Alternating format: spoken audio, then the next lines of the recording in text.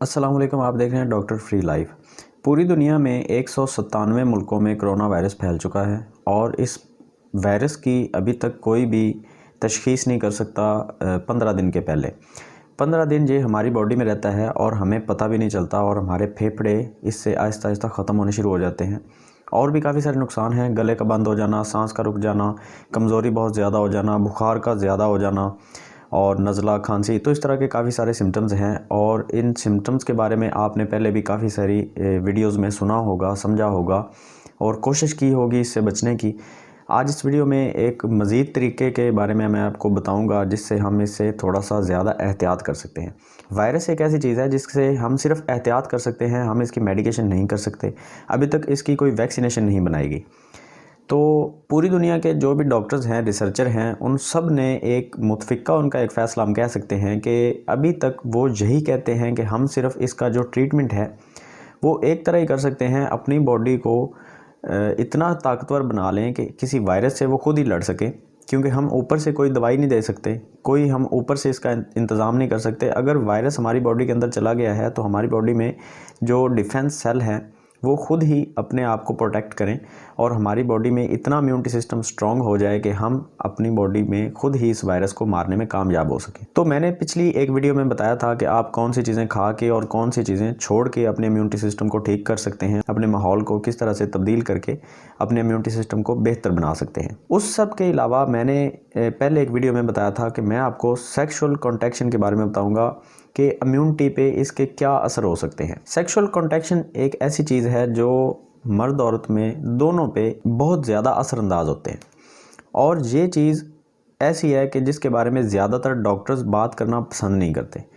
और बहुत हैरानी की बात है कि मैंने जितनी भी वीडियोस देखी, गवर्नमेंट की तरफ से जितने भी इक़दामात देखे, उनमें किसी डॉक्टर ने, किसी हकीम ने, किसी जगह पे भी, वर्ल्ड हेल्थ ऑर्गेनाइजेशन की तरफ से वेबसाइट पे भी इसके बारे में कोई ब्रीफिंग नहीं दी गई कि हमें अगर आपस में कॉन्टैक्शन नहीं करनी तो वो तो हम बाहर जो लोगों के साथ मना कर दिया गया कि आप घर में रहें।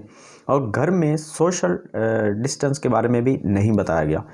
हम बाहर तो किसी दोस्त से मिलते हैं, किसी रिश्तेदार से मिलते हैं, हम किसी बिज़नेस के मामले में किसी से मिलते हैं तो हम उससे सलाम नहीं लेते, उससे हम गले नहीं मिलेंगे, उससे हम 6 फीट की दूरी बना के रखेंगे। लेकिन हम अपने बच्चों से, अपनी बीवी से, हर किसी से अलग अलग एक कमरे में नहीं रह सकते।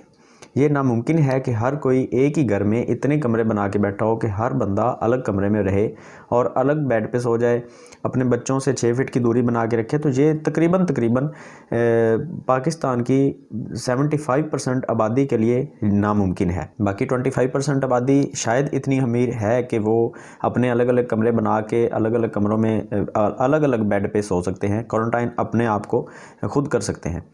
लेकिन 75% आबादी ऐसी है जिनकी चारपाइयाँ एक ही कमरे में 8-8, 10-10 चारपाइयाँ होती हैं और अगर वो बेड है तो एक बेड पे 3-4 लोग सो रहे हैं एक साथ। तो इस सब के ऊपर भी कोई ब्रीफिंग अच्छे तरीके से दी नहीं गई। और इस सब के अलावा जो ब्रीफिंग सेक्सुअल कॉन्टैक्शन के बारे में तो बिल्कुल नहीं बताया गया। किसी जगह पे मैंने नहीं देखा कि हमें ब्रीफिंग दी गई हो कि आपने इन दिनों में सेक्स से दूर रहना है, सेक्स करनी है, नहीं करनी, तो इसके बारे में कुछ नहीं बताया गया। तो मेरी जो रिसर्च है अपनी, मैं अपना ओपिनियन आपके साथ शेयर करूंगा और पूरी बात सुनने के बाद आप खुद फैसला करें कि इन दिनों में सेक्सुअल कॉन्टैक्शन करना ज़रूरी है या गैर ज़रूरी है, या इसके नुकसानात हो सकते हैं या नहीं है। तो इस सबसे पहले चैनल को सब्सक्राइब कर लें और बेल आइकन को दबा दें इस तरह की मज़ीद इंटरेस्टिंग वीडियोस देखने के लिए। तो वीडियो को शुरू करते हैं। देखें सेक्स क्या है। सबसे पहले हमें इसको थोड़ा सा समझना होगा इसके बारे में कि सेक्स हमारी बॉडी पे किस तरह से इफ़ेक्ट करती है। जब एक लड़का सेक्स करता है तो उसके अंदर से जो सीमन का डिस्चार्ज हो जाता है, उसके बाद उसकी पूरी बॉडी में सबसे जो पहली प्रायोरिटी होती है, जो सबसे पहली जिम्मेदारी होती है उसके अपने जिस्म की, वो ये होती है कि उसने उतना ही सीमन दोबारा प्रोड्यूस करना होता है अपनी खुराक के ज़रिए, अपने सेल्स के ज़रिए, अपने हार्मोन्स के ज़रिए। अपनी पूरी बॉडी में जितनी सीमन उसको चाहिए, जितनी रिक्वायरमेंट है उसकी बॉडी की, उसकी फर्टिलाइजेशन के लिए, उतनी सीमन उसने दोबारा प्रोड्यूस करनी होती है। और साफ ज़ाहिर है जो फर्स्ट प्रायोरिटी होती है हमारी पूरी बॉडी की, उस पे जो काम होता है वो तकरीबन 24 से 36 घंटे का दौरानिया होता है। अब इस सब के दौरान किसी तरह का भी विटामिन और मिनरल को डाइजेस्ट करके पूरी बॉडी में फैलाना और उससे काम लेना और प्रोटीन को हज़म करना, ये सब तकरीबन आप ये कह सकते हैं कि 80% लोगों के लिए नामुमकिन होता है। ऊपर वाले जो 20% हैं उनके लिए मुमकिन किस तरह से है मैं आपको वो भी बता देता हूँ। वो एथलीट होते हैं, उनकी बॉडी में कुछ ऐसी सलाहियतें पाई जाती हैं क्योंकि वो बहुत ज़्यादा एक्टिव रहते हैं अपने पूरे लाइफस्टाइल में। उनका उठना बैठना खाना पीना हमसे बहुत ज़्यादा डिफरेंस होता है इन चीज़ों में। तो देखें उनकी बॉडी में जो 20% लोग हैं जो अपनी बॉडी को एक्टिव रखते हैं, वो 24 से 36 घंटे के दौरानिए में अपने सिमन्स को भी पूरा कर लेते हैं और अपनी पूरी बॉडी में विटामिन्स और मिनरल्स और प्रोटीन के अमीनो एसिड के जो प्रोडक्शन है उसको भी पूरा रख सकते हैं। लेकिन जो 80 to 90% आप कह सकते हैं, देखें 100 में से 10 लोग भी बड़ी मुश्किल से निकलते हैं जो स्पोर्ट्समैन है, बड़ी मुश्किल से। जो हल्का फुल्का स्पोर्ट्समैन है हम उसको भी इसमें काउंट कर रहे हैं। तो 80 to 90% जो लोग हैं अगर वो सेक्स करते हैं, लड़कों की मैं बात कर रहा हूँ, तो उनके लिए तकरीबन नामुमकिन हो जाता 24 से 36 घंटे अपनी पूरी बॉडी में किसी भी और तरह की तब्दीली के लिए।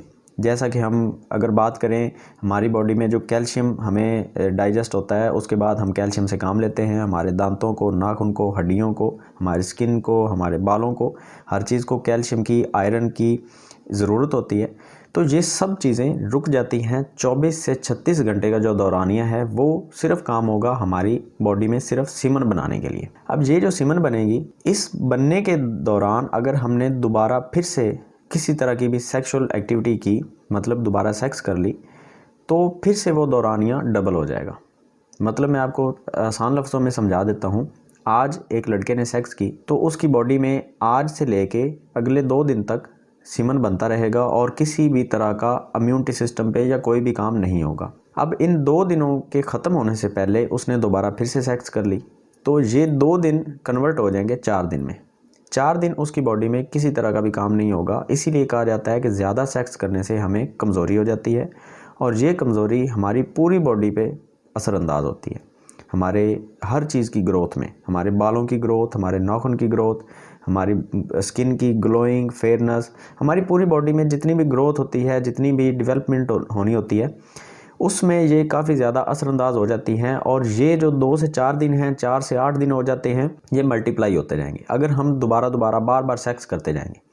हफ्ते में एक बार सेक्स करना नॉर्मल है, ये हमारी बॉडी पे ज़्यादा असरअंदाज नहीं होता और इससे किसी तरह की भी वीकनेस नहीं होती अगर हम अपनी डाइट का हल्का फुल्का भी ख्याल रखते हैं। तो इन सब का एक दूसरा रुख भी है। जो लोग सिर्फ़ और सिर्फ फास्ट फूड का इस्तेमाल करते हैं और मैदा इस्तेमाल करते हैं, मैदे से मतलब ये है कि जो बाज़ारी आटा होता है, और चावल का बहुत ज़्यादा इस्तेमाल करते हैं, और जो ऐसी खुराक जिसमें सिट्रस फूड आ जाते हैं जो हमारे मादा मनविया को पतला करते हैं और इतलाम और जरियान के मसाइल हो जाते हैं, जिसमें नाइट फॉल जिसको आप कहते हैं इंग्लिश में, कि रात को सोते हुए डिस्चार्ज हो जाना, इस तरह के जो मसाइल आ जाते हैं। तो ये सारे मसाइल जिनके साथ बनते हैं वो इसका दूसरा रुख है कि वो बहुत ज़्यादा वीक होते हैं। वो हफ्ते में एक बार भी सेक्स करेंगे तो उनकी बॉडी पे ऐसे इफ़ेक्ट होगा जैसे पूरे हफ्ते में उन्होंने डेली सेक्स की है।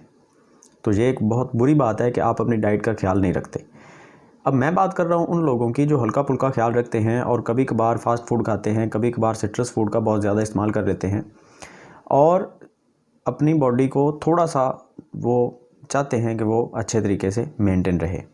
तो मैं उन लोगों की बात कर रहा हूँ।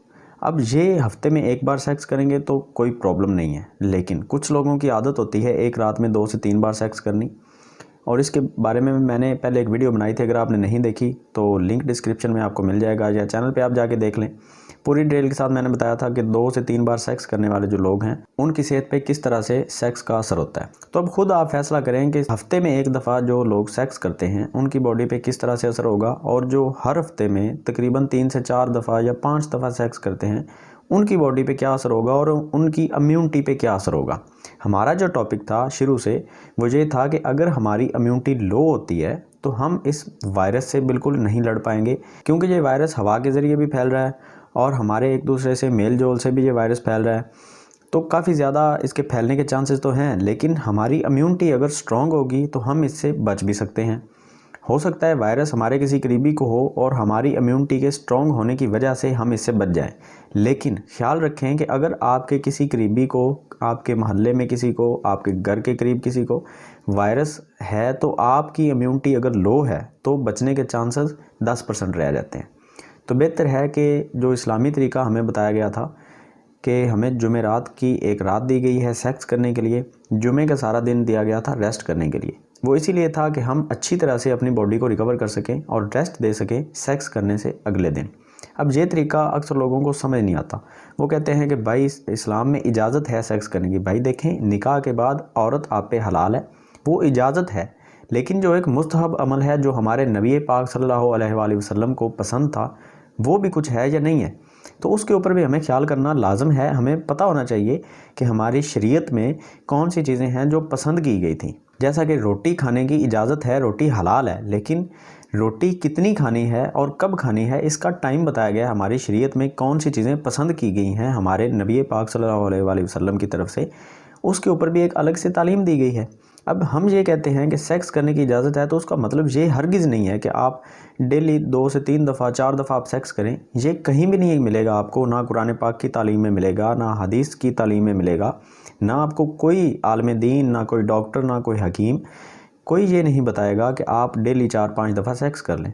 हर कोई आपको, जो अक्लमंद लोग हैं वो यही मशवरा देंगे कि आप हफ्ते में सिर्फ 1 से 2 दफ़ा सेक्स कर सकते हैं। लेकिन जो आजकल की सूरत जा रही है, हफ्ते में सिर्फ 1 बार सेक्स करेंगे तो आप ज़्यादा सेफ़ रह सकेंगे बनिस्बत अगर आप 2 से 3 दफ़ा सेक्स करते हैं तो आपकी इम्यूनिटी के ऊपर एक बुरा असर पड़ता है इस चीज़ का। मैं ये नहीं कहता कि आप सेक्स करेंगे तो कोरोना वायरस आपके ऊपर खड़ी है वो फ़ौरन आपको लग जाएगी। ये इस तरह का पैनिक अपने जहन में ना रखें और इस तरह का डर अपने जहन में रखना मुनासिब भी नहीं है। लेकिन जो एक ज़रूरी बात थी, जिस तरह से हाथ धोना, मास्क पहनना, ये एक एहतियात है। इसी तरह से ये भी एक एहतियात है कि आपने सेक्स हफ्ते में कितनी दफ़ा करनी है और सेक्स करने से हमारी बॉडी पे जो साइड इफ़ेक्ट आते हैं या गुड इफ़ेक्ट आते हैं वो क्या हैं। तो इसके बारे में मैंने आपको पूरी एक डिटेल दी है। तो अगर आपको समझ नहीं आई तो फिर भी आप कमेंट सेक्शन में कोई सवाल कर सकते हैं जो आपका दिल करे। और इंस्टाग्राम पे मुझे फॉलो करें। इंस्टाग्राम पे मैंने आपको बताया हुआ है कि आपके हर सवाल का जवाब आपको मिलेगा लाजमी, और कुछ अपडेट्स होंगी जो सिर्फ मैं इंस्टाग्राम पे ही दूंगा। तो लाजमी फॉलो करें, लिंक आपको डिस्क्रिप्शन में मिल जाएगा, उधर क्लिक करें, डायरेक्टली इंस्टाग्राम पे आप पहुंच जाएंगे। तो आज की वीडियो में इतना ही। अगर वीडियो अच्छी लगी है तो लाइक कर दें, चैनल को सब्सक्राइब कर दें इस तरह की इंटरेस्टिंग वीडियोज़ देखने के लिए। और अल्लाह हाफ़िज़।